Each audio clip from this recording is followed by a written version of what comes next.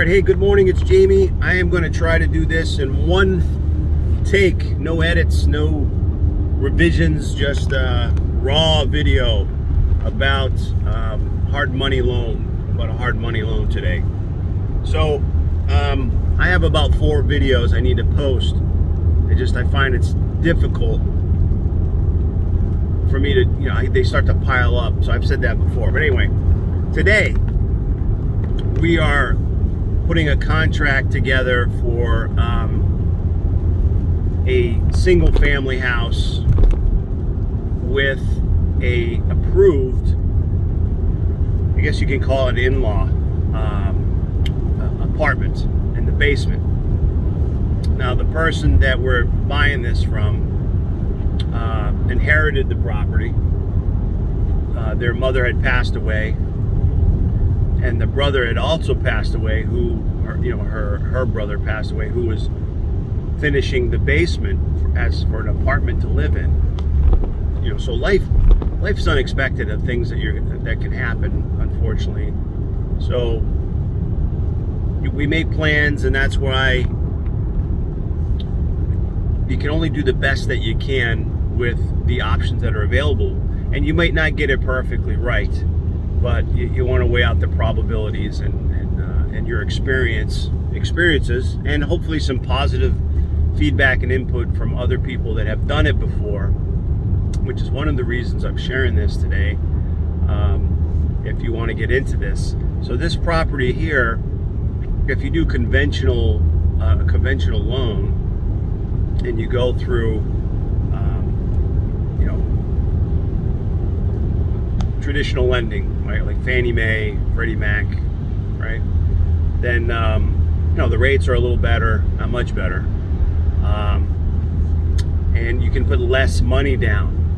But when you're buying an investment property, then they don't really care. You're going to have to put, unless it's a vacation home, I think it's 10%. I don't have any vacation homes, but 20% to 25% is pretty standard for a investment property. So this property we're probably going to flip over from the LLC to London, who told me this month that she wants to start doing some video stuff too, because I told her this is good for the girls, it's good for the boys, and just for people to share this stuff.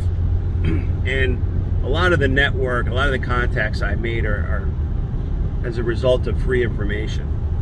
Like, just being kind and courteous has opened up many, many doors for me over the years, than just trying to sell somebody, right?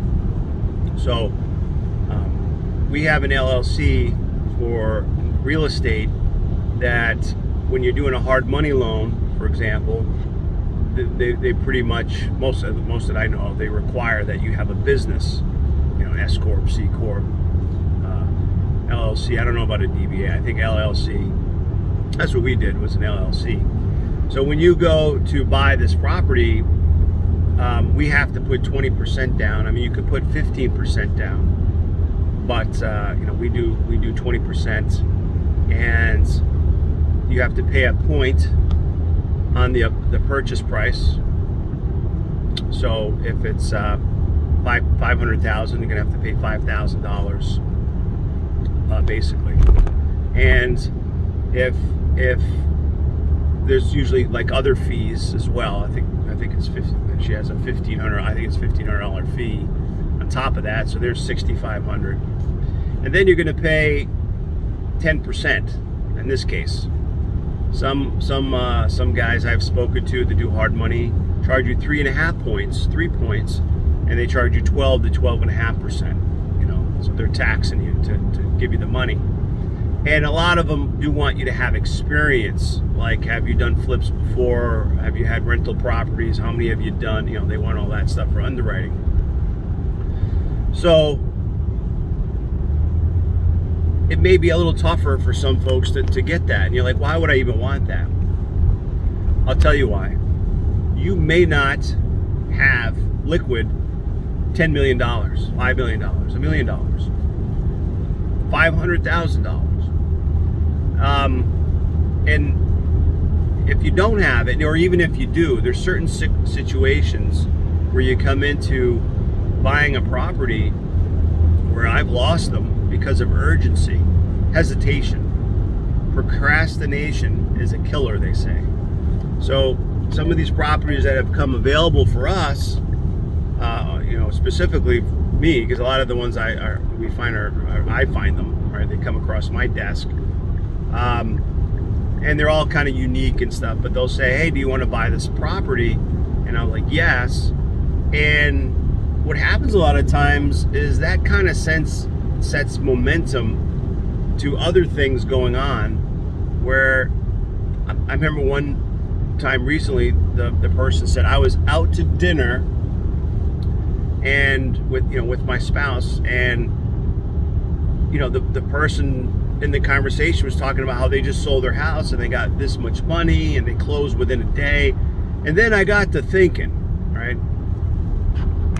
And what that means is like, either it's going to cost me more money or the deal is going to go sideways, because then they get to thinking. And then they're like, oh, maybe I can do better on my own. Maybe I should hold off. Maybe I should do this. And whether they're right or wrong, I've seen deals where they thought they were going to do better, and then they end up selling and get a lot less. They don't get as much as they had thought. I had a deal recently like that in East Boston. So if you have the ability to close fast, right? Like, let's do this right now. Let's get this deal done. In the auto industry, we do this all the time. When a customer is coming into any of the dealerships or the showroom and they're ready to buy a new or pre-owned vehicle of any kind, we want to close the deal right then and there, because people go home, they talk to a spouse, they think something happens, they get a roof that starts to leak, a water heater that goes, a vacation that comes up, I don't know, any number of things that cause a delay or a complete back out of a deal. So there's got to be a little bit of urgency. So when you have a hard money loan, you are going to pay a little bit higher, but it's better to do that, in my opinion, or get private money if you don't have that ability just to close within a week or two. Then you might lose the deal completely, and paying that extra $5,000, $10,000, $20,000. I know that seems like a lot. It may even be more than that.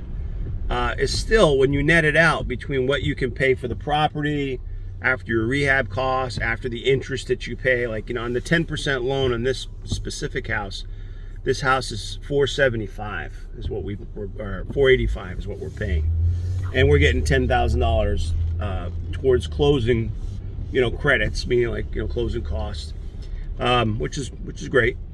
So basically $475, and but we got to put 20% down on that, and then pay 10% plus the 1 point and the $1,500 fee. So every month that we keep the loan with the hard money lender, we have to pay 10% on the principal, which would be somewhere around $3,000 or so, $3,300. So that's all profit for them. Like, that's just juice. They're saying that's what it's going to cost you to keep the loan with us. So we have to pay that every month.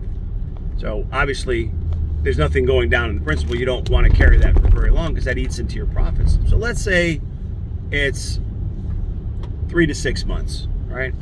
So 3 times 6 is 18. So I'm just rounding it up, and then plus plus the fees. So let's say when it's all said and done, it's going to cost us about $25,000 on the high end, I think, to get this debt.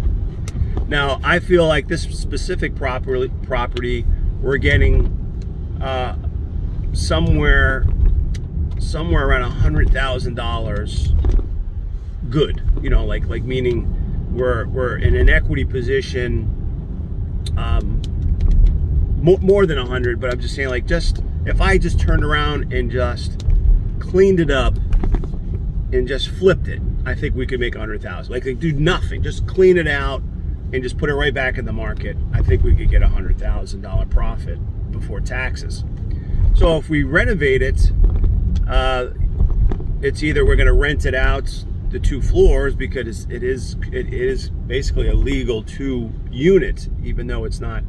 It's more like an in-law, but we could rent out the downstairs and then in the upstairs. So it basically would cover itself and probably cash flow a little bit. I don't know, maybe $500 to $1,000. But we'd have this equity. We could refinance it, get our initial down payment to 20% back, and probably in the rehab money as well, and then cover the debt. I guess that would be the BRRRR strategy, but the whole tool being used here, the financial tool to buy this property, would be hard money, because we're using $100,000 of our money as a down payment to do that.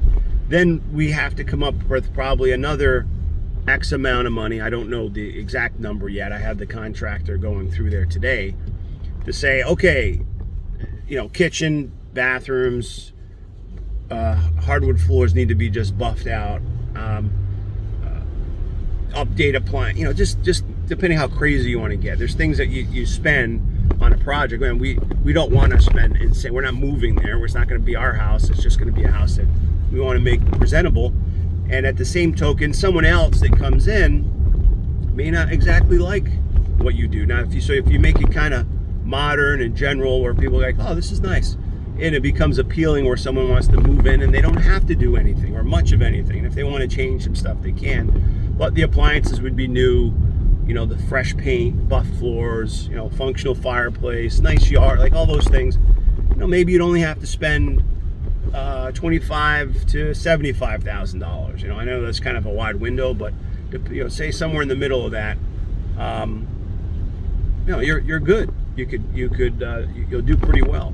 I personally prefer to hold the properties because I think it's good long term, because it's one of the safest place, I think, to have your money. It may not go up as quickly as maybe a stock that could shoot up overnight, but it can also crash down, and then you're nervous and go, what's going on?